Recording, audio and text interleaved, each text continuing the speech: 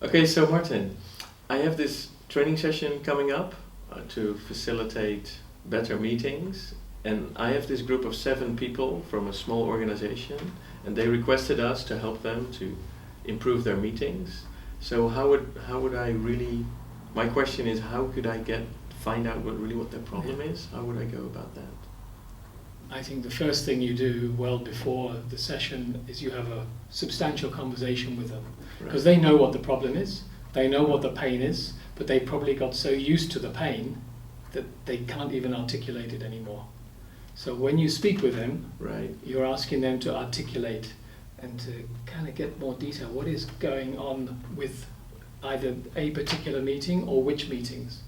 So sometimes people say to me, actually we want to fix this one meeting. Or they might say, we've got a regular meeting they have. A regular meeting, we want to fix that. Yeah. Or they might say, we have an annual conference and it's a big deal for us and we want to think that. So many of the things would be generic, but for you to really be able to help them, you need to understand that. So I'd suggest you really give the time to that conversation. It's not just a nice to have, it's an essential. And ask some open questions. Just tell me about your meetings, what happens? Right. Okay. Yeah. Because I would imagine if I think about meetings, then it can sometimes be really difficult to say, okay, this is the problem. So I just talk about them, how their meetings go, what happens, who's chairing it. Yeah. Well, just to get a feeling of which are the meetings that you have. Yeah. Why have you called us? Why do you need help? Just find out, and it may be a specific meeting, and I would encourage you to ask them to be as specific as possible. Right. Not to come out with some general notions of we want to do better at this and that, but to really be specific as you can be about particular meetings, when they are, and the pain that they're feeling around those. The more you get into it, the more help you're then going to be able to give them. And the reason you need to do it beforehand is that you'll be able to serve them better. Right. If you do it at the time, you're a skilled guy, you can facilitate, you can run training sessions, but you have to do a lot of thinking at the time. Right. So you may as well do some of that thinking beforehand. Yeah, I like that. Yeah, which is actually good in preparing the meeting with them. Of course. So that's one of the things you will be modeling right. in that meeting, the process. So they will listen to what you say. Yeah. They're also going to be looking at you to model what you do. Right. And of course they have to be congruent. Yeah. If one of the things they say, one of the problems we have is that people don't turn up on time, and you're late.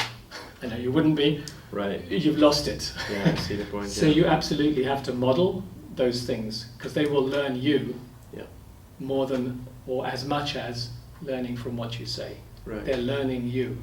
Right, I see. So what are the 3 biggest problems you see in meetings? Well, let me tell you what people say at the beginning of the sessions that I've run.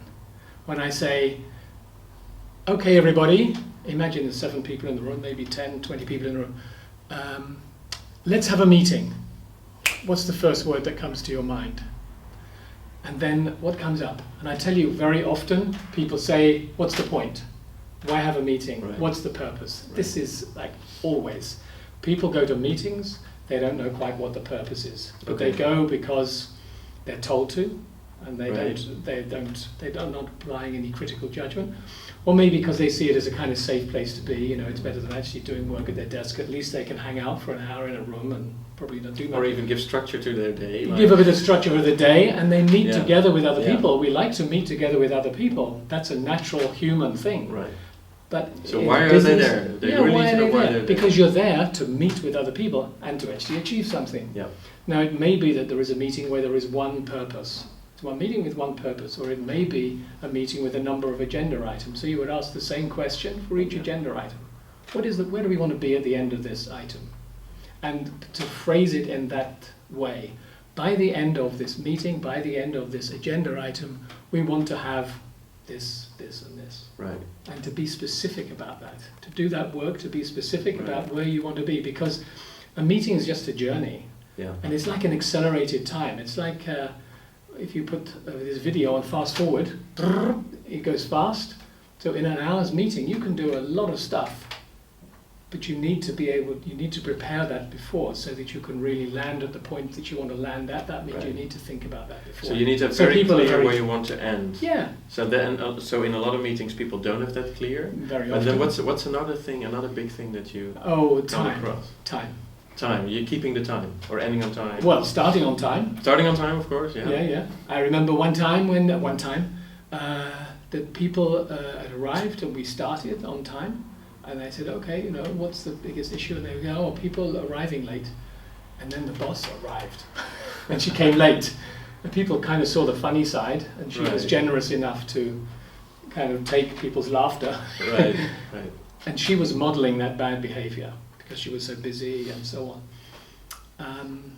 And if there was like one piece of advice you would give, one thing you have seen in your practice, that if people start implementing that or changing that will really help their meetings. What's a big change? What big thing would your advice be? Well, I think the purpose thing is one. But here's something. People often say, yes, we're going to meet at 2 o'clock. They often don't say, we will meet for 1 hour. They just say, we'll meet at 2 o'clock. But they don't have an end time. Right. So to have a productive discussion, there needs to be a number of things. And one of them is safety. There needs to be physical safety, which for most of us, in this country right now is generally, you can assume, not always, but generally you can assume, but not emotional safety. So for us really to participate, you really need to be able to have a sense of emotional safety, that if you say something it's going to be respected and so on, and part of that is the time boundary. Right. So we're going to meet for 1.5 hours and we're going to achieve these things. And during that time, for someone just to give time checks. It's a simple thing, a very simple thing. Ladies and gentlemen, we're halfway through our meeting.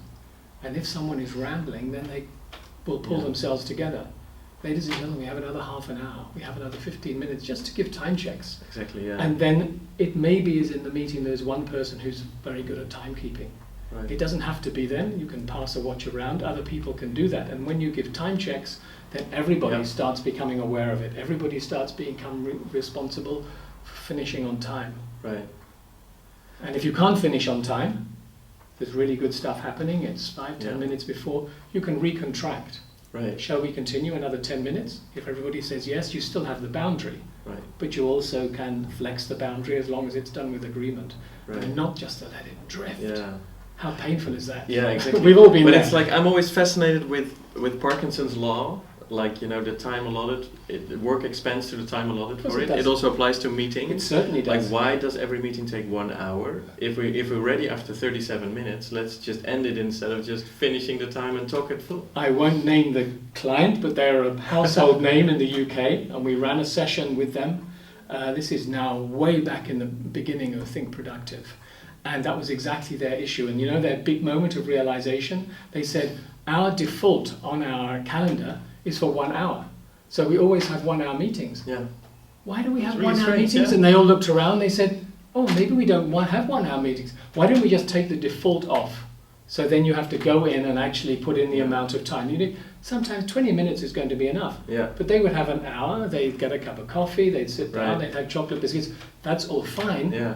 But that's then going to steal the time of your day. Yeah. So decide what you need to do and give yourself the frame that you think is going to be necessary for it. Yeah, I think it's a quote by Merlin Mann that he says, like, we need to know when the meeting is over, and that's not just about the ending time, but this is about when have we achieved what we want to achieve, and if it's done, it's done. So in summary, the purpose and the time. Right. When it's done, it's done. Great. Maybe we're done now. I think so. Thanks a lot.